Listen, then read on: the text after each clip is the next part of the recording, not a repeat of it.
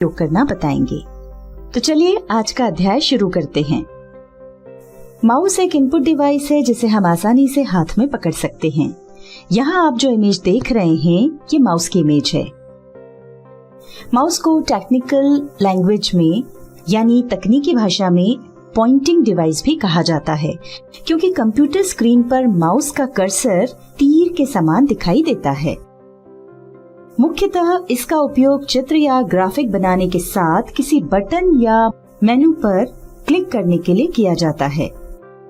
इसकी सहायता से हम कीबोर्ड का उपयोग किए बिना भी अपने कंप्यूटर को नियंत्रित कर सकते हैं। माउस मुख्यतः दो प्रकार के होते हैं। पहला है वायर्ड माउस। इस प्रकार के माउस को कंप्यूटर से कनेक्ट करने के लिए केबल का उपयोग करना होता है। और दूसरा है वायरलेस माउस। इस प्रकार के माउस को कंप्यूटर से कनेक्ट करने के लिए केबल का उपयोग नहीं करना पड़ता। इसमें केबल की जगह कनेक्टिविटी के लिए ब्लूटूथ का उपयोग होता है। यहाँ पर हम आपको बताना चाहेंगे कि वायरलेस माउस और वायर्ड माउस दोनों एक ही तरह से काम करते हैं। आइए अब देखते हैं कि माउस किस तरह से काम करता है। हमें माउस को समतल सतह पर हाथ की सहायता से चलाना पड़ता है। आप स्क्रीन पर जो घूमता हुआ एरो देख रहे हैं, इसे हम माउस की सहायता से घुमा रहे हैं। जिस दिशा में हम माउस को घुमाएंगे उसी दिशा में घूमेगा। जैसे अगर हम माउस को एंटी क्लॉकवाइज घुमाएंगे तो ये एरो एंटी क्लॉकवाइज घूमने लगेगा, और यदि हम माउस को क्लॉकवाइज घुमाएंगे तो ये एरो भी क्लॉकवाइज घूमने लगेगा। सामान्यतः माउस में दो बटन्स होते हैं, लेफ्ट बटन और राइट बटन, और इन दोनों बटन्स के बीच में एक स्क्रॉल व्हील होता है। इन तीनों की अपनी अपनी उपयोगिता है, जिसके बारे में हम आपको इस वीडियो में आगे बताएंगे। ये तो थी माउस के ऊपरी हिस्से की जानकारी। अब हम माउस की निचली सतह की जानकारी भी दे देते हैं। ये माउस का नीचे का लुक है। इसमें यहाँ आप जो लेसर की लाल लाइट देख रहे हैं, ये कंप्यूटर स्क्रीन पर कर्सर को कंट्रोल करने का काम करती है। यहाँ हम आपको बता दें कि पहले के माउस में इस लेसर की जगह पर एक छोटा बॉल होता था। चलिए अब आगे बढ़ते हैं और माउस का उपयोग करना सीख लेते हैं। पहले हम माउस के लेफ्ट बटन का उपयोग आपको बताएंगे। जहाँ भी हमें कोई काम करना होता है, पॉइंटर को माउस की सहायता से उस स्थान पर ले जाना होता है। मान लीजिए हमें विंडोज के स्टार्ट मेन्यू को ओपन करना है, तो हम अपने पॉइंटर को स्टार्ट बटन पर ले जाएंगे और उसके बाद माउस के लेफ्ट बटन को एक बार दबाएंगे यानी क्लिक करेंगे। ये देखिए मेन्यू ओपन हो गया है। अब यदि आप इस मेन्यू से बाहर आना चाहते हैं यानी इस मेन्यू को बंद करना चाहते हैं, तो इस मेन्यू से बाहर किसी भी खाली स्थान पर पॉइंटर को ले जाकर फिर से लेफ्ट बटन पर क्लिक करें। देखिए मेन्यू चला गया है।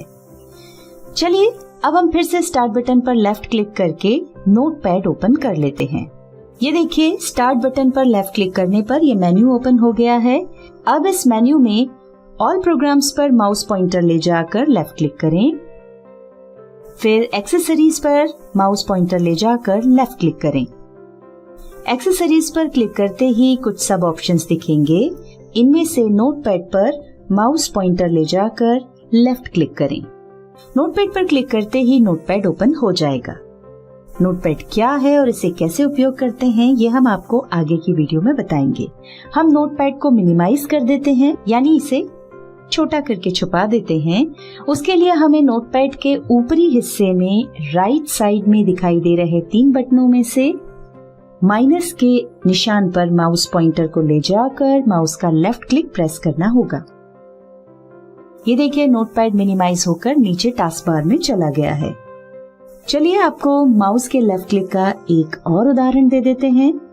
जैसा कि आप डेस्कटॉप पर देख सकते हैं, यहाँ स्क्रीन पर हमें कुछ अलग अलग आइकॉन्स नजर आ रहे हैं, जैसे कंप्यूटर, रिसाइकल बिन इत्यादि। अब यदि इसमें से कोई प्रोग्राम खोलना है तो हम माउस के पॉइंटर को उस आइकन पर रखेंगे और शीघ्रता से बिना रुके माउस के लेफ्ट बटन को 2 बार दबाएंगे यानी डबल क्लिक करेंगे।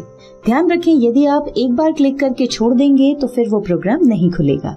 उदाहरण के लिए हम कंप्यूटर के अंतर्गत किसी ड्राइव में काम करना चाहते हैं तो पहले कंप्यूटर के आइकन पर डबल क्लिक करेंगे, ये देखिए, ऐसा करते ही कंप्यूटर विंडो खुल गई है। अब मान लीजिए हमें यहाँ पर डी ड्राइव खोलना है, तो उसके लिए पॉइंटर को डी ड्राइव पर रखकर लेफ्ट बटन को शीघ्रता से बिना रुके 2 बार दबाएंगे, यानी डबल क्लिक करेंगे। ऐसा करते ही देखिए कंप्यूटर विंडो के अंतर्गत डी ड्राइव खुल गई है और उसके अंदर सेव किए हुए फोल्डर्स नजर आ रहे हैं। फोल्डर्स क्या होते हैं ये भी हम आपको आगे की वीडियोस में बताएंगे। अब यदि इस विंडो को बंद करना हो तो उसके लिए ऊपर राइट साइड में दिखाई दे रहे क्रॉस के निशान पर माउस पॉइंटर ले जाकर लेफ्ट क्लिक करेंगे। ये देखिए ड्राइव वाली विंडो बंद हो गई है। चलिए अब आगे बढ़ते हैं। अभी तक हमने आपको माउस के लेफ्ट बटन की सहायता से कंप्यूटर में कोई प्रोग्राम, ड्राइव इत्यादि ओपन करना बताया। अब देखते हैं कि यही काम राइट बटन की सहायता से कैसे कर सकते हैं। उदाहरण के लिए हम राइट क्लिक की सहायता से कंप्यूटर विंडो खोलना चाहते हैं, तो माउस पॉइंटर को कंप्यूटर आइकन पर ले जाएं, उसके बाद माउस के राइट बटन को एक बार क्लिक करें। ऐसा करते ही ये मेन्यू आपके सामने आ जाएगा। इसमें सबसे ऊपर लिखा हुआ है ओपन, इस पर एक बार लेफ्ट क्लिक करें। ओपन पर क्लिक करते ही देखिए कंप्यूटर विंडो खुल गई है। इस विंडो को बंद करने के लिए क्लोज बटन पर पॉइंटर ले जाकर के लेफ्ट क्लिक करें। अब देखिए हम वापस डेस्कटॉप पर आ गए हैं। अब हम आपको बताते हैं स्क्रॉल व्हील का उपयोग। स्क्रॉल व्हील का उपयोग मुख्यतः 2 कार्य के लिए ज्यादा किया जाता है। पहला, किसी फाइल के पेज, वेबसाइट के पेज या फोल्डर की लिस्ट इत्यादि को ऊपर से नीचे या नीचे से ऊपर स्क्रॉल करके देखने के लिए, और दूसरा, यदि आप कोई तस्वीर देख रहे हैं तो उसे बड़ा करके देखने के लिए। चलिए उदाहरण के साथ आपको ये समझा देते हैं। उसके लिए हम नीचे टास्क बार में छुपे हुए नोटपैड पर क्लिक करेंगे। ये नोटपैड दिखाई पड़ रहा है। इसे फुल स्क्रीन करने के लिए मैक्सिमाइज पर क्लिक करेंगे और अब इसमें कुछ पैराग्राफ लिख लेते हैं। यहाँ हमने कुछ पैराग्राफ लिख लिए हैं और जैसा कि आप देख सकते हैं राइट साइड में और नीचे की ओर 2 स्क्रॉल बार दिखाई पड़ने लगे हैं। ये टेक्स्ट एरिया को ऊपर नीचे या दाएं बाएं खिसकाने के लिए होते हैं। ऊपर नीचे खिसकाने के 2 तरीके हैं। पहला, माउस के स्क्रॉल व्हील को ऊपर नीचे घुमाकर पेज को ऊपर नीचे खिसका सकते हैं, और दूसरा तरीका है कि हम स्क्रॉल बार पर माउस के लेफ्ट बटन से क्लिक करके बिना क्लिक छोड़े ऊपर नीचे या दाएं बाएं ड्रैग करें। अब हम नोटपैड को फिर से मिनिमाइज कर देते हैं और आपको स्क्रॉल व्हील का दूसरा उपयोग दिखा देते हैं। उसके लिए हमें कंप्यूटर में सेव की हुई कोई इमेज ओपन करना होगी। हम कंप्यूटर पर डबल क्लिक कर रहे हैं और अब यहाँ से डी ड्राइव सिलेक्ट करने के लिए उस पर पॉइंटर ले जाकर डबल क्लिक करेंगे। अब यहाँ दिखाई दे रहे पिक्चर फोल्डर पर डबल क्लिक करेंगे और फिर यहाँ से किसी पिक्चर पर डबल क्लिक करेंगे। ये देखिए इमेज ओपन हो गई है।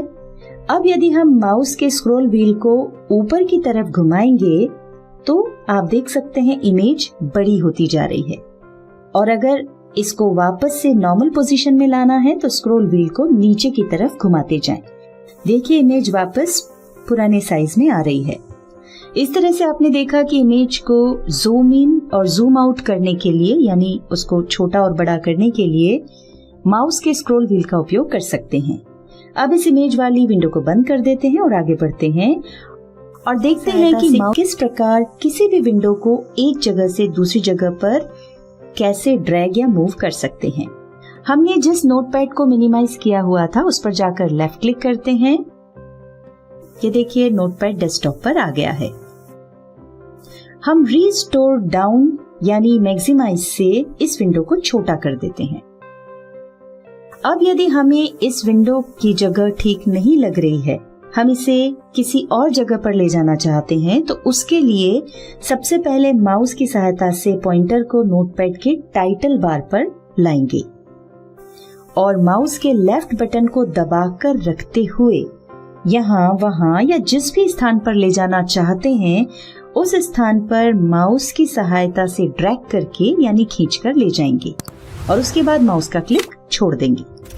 क्लिक छोड़ने के बाद अगर आप माउस के पॉइंटर को इधर उधर ले भी जाएंगे तो देखिए नोटपैड की ये विंडो इधर उधर नहीं खसकेगी। हम क्रॉस पर क्लिक करके नोटपैड को बंद कर देते हैं।